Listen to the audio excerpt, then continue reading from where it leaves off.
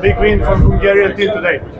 Yes, of course, it was a very tough match. Croatia has a very good team.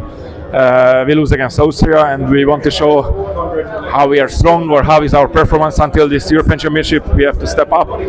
After that match, through Piper, we lose Sita from the starting left back before the match, but I hope he can play the next match.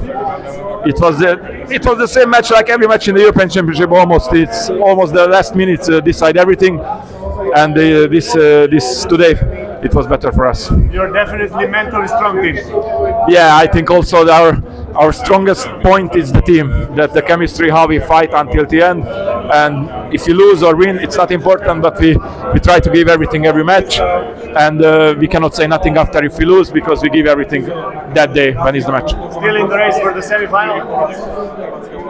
Next match against Germany. In Germany, we will see, but I can promise we will give everything. Thank you very much.